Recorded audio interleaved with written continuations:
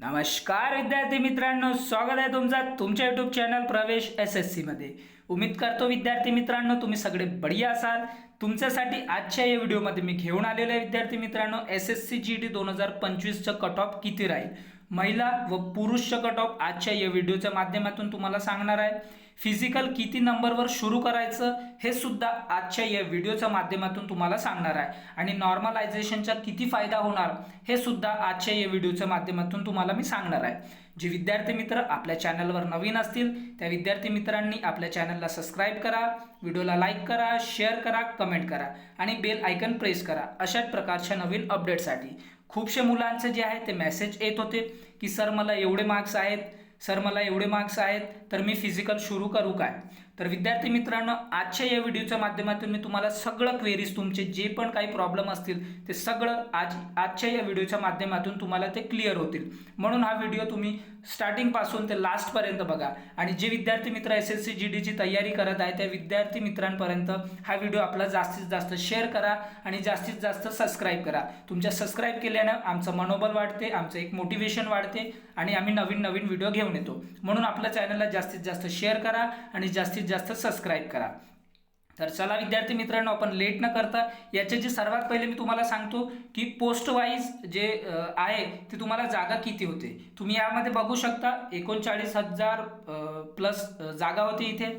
त्यासाठी BSF ला 15,000 plus, CISF ला 7,000 प्लस, CRPF ला 11,000 प्लस, SSB ला 819। त्याचबरोबर इथे तुम्ही बघू शकता ITBP, Assam rifle, SSF, NCP ह्या सर्वांसाठी हे पोस्ट जे आहेत ते दिलेले आहे। हे तुम्ही पाहून घ्या, तुम्ही तुमचं पोस्ट प्रिफरन्स कोणतं टाकलं होतं त्यानुसार तुम्हाला तुमचं सिलेक्शन होणार। त्यानंतर वॅकन्सी कंपॅरिझन, इथे वॅकन्सी कंपॅरिझन तुम्ही पाहून घ्या 2022, 2024 आणि 2025 च्या किती राहील। वॅकन्सीज जे 2022 ला होते ते 50,187 पदे होते। त्यानंतर जे फॉर्म आलेले होते ते 54 लाख प्लस फॉर्म आलेले होते आणि इथे जे बोलवलं होतं ते 3,70,998 3,70,998 मुलांना इथे बोलवले होते। त्याचबरोबर 2024 ला जे एकूण जागा होते ते 46,617। त्याचबरोबर इथे जे टोटल फॉर्म फिल झालेले होते ते 47 लाख प्लस फॉर्म फिल झालेले होते आणि त्याचबरोबर इथे जे फिजिकलसाठी मुलींना बोलवले होते ते 3,51,176 मुलींना बोलवले होते। त्याचबरोबर आता तुम्ही 2025 ला बघून घ्या 39,481 टोटल पदे आहेत। त्याचबरोबर 52,69,000 एवढे फॉर्म आलेले आहेत आणि त्यापैकी आता जे सुद्धा बोलवले जातील ते 3 लाख प्लस अप्रॉक्सिमेटली मुलांना बोलवले जातील। तुम्ही बघू शकता यामध्ये जे 8 गुणा आहे, 8 गुणा विद्यार्थ्यांना हे बोलवतात, वॅकन्सीचे 8 गुणा। त्यानंतर तुम्ही बघूया इथे आपण कट ऑफ आफ्टर नॉर्मलायझेशनचा मी कट ऑफ सांगत आहे तुम्हाला ग्राउंडसाठी, PST आणि फिजिकलसाठी। सर्वात पहिले आपण फिमेलचा बघूया आणि हा 100% कट ऑफ नाही, हा एक्सपेक्टेड कट ऑफ आहे। मुलांचा मार्क्सवरून हा कट ऑफ काढलेला आहे। जे आहे आपण RWA जे असतात त्यांच्यानुसार जे मुलांना जे मार्क्स आले त्यानुसार, त्यानंतर रँक मित्रा, रँक गुरुजी याचा जो डाटा घेऊन हा कट ऑफ काढलेला आहे विद्यार्थी मित्रांनो। त्यानंतर तुम्ही बघू शकता इथे जे ओपन महिला ओपन वर्गामध्ये जे असतील त्यांना 90 ते 96 मार्क्स असतील, त्यांनी ग्राउंडसाठी तयारी करायचं।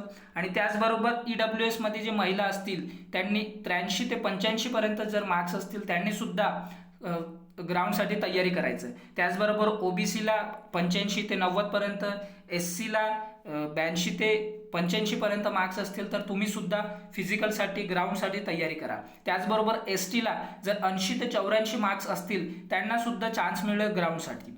त्याचबरोबर तुम्ही बघू शकता इथे की जे मेलचा कट ऑफ आहे, फिजिकलसाठी मेलचा कट ऑफ इथे महिलांपेक्षा मेलचा कट ऑफ थोडा जास्त जातो। इथे बघून घ्या तुम्ही ओपन कॅटेगरीला आफ्टर नॉर्मलायझेशन सांगत आहे मी।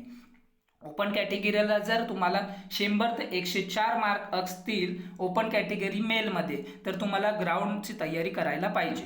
त्याचबरोबर तुम्ही जर EWS मध्ये 91 ते 95च्या मधात असाल, 91 ते 95 आफ्टर नॉर्मलायझेशन सांगत आहे मी, पुन्हा सांगत आहे आफ्टर नॉर्मलायझेशन। इथे तुम्ही बघू शकता EWS मध्ये जर तुम्हा मुलांना 91 ते 95 मार्क्स असतील तर तुम्ही फिजिकलसाठी तयारी करा.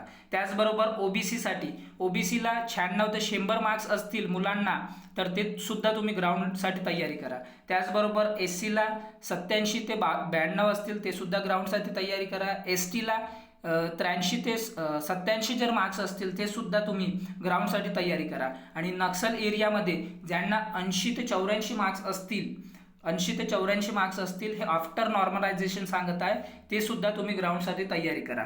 जर तुम्हाला कोणत्याही प्रकारचे क्वेरीज असतील तर मला कॉमेंट बॉक्समध्ये कॉमेंट करा आणि तुमचे जे किती मार्क्स आहेत ते सुद्धा मला सांगा कॅटेगरी वाईज आणि तुमचा झोन कोणता येतोय, नक्सल येतोय, कोणता येतोय हे सुद्धा मला तिथे कॉमेंटमध्ये कॉमेंट करा. अशाच प्रकारच्या नवीन अपडेटसाठी आपल्या चॅनलला सबस्क्राईब करा, व्हिडिओला लाईक करा, शेअर करा, कमेंट करा आणि बेल आयकन प्रेस करा. याच्यानंतरचं तुम्हाला एक फायनल जे कट ऑफ राहील ते सुद्धा त्याचा व्हिडिओ आपल्या चॅनलच्या माध्यमातून तुम्हाला भेटणार. फिजिकलचे डॉक्युमेंट्स काय लागतात, फिजिकल कसं करायचं, शेड्यूल काय असलं पाहिजे आणि तुमच्या ग्रुप CRPF नागपूरचं जे आहे त्याचा व्हिडिओ सुद्धा रनिंगचा व्हिडिओ तुम्हाला आपल्या चॅनलच्या माध्यमातून भेटणार आहे. म्हणून जास्तीत जास्त शेअर करा आणि जास्तीत जास्त सबस्क्राईब करा. तर चला विद्यार्थी मित्रांनो, भेटू आपण नंतरच्या व्हिडिओमध्ये. Thanks for watching. जय हिंद, जय भारत.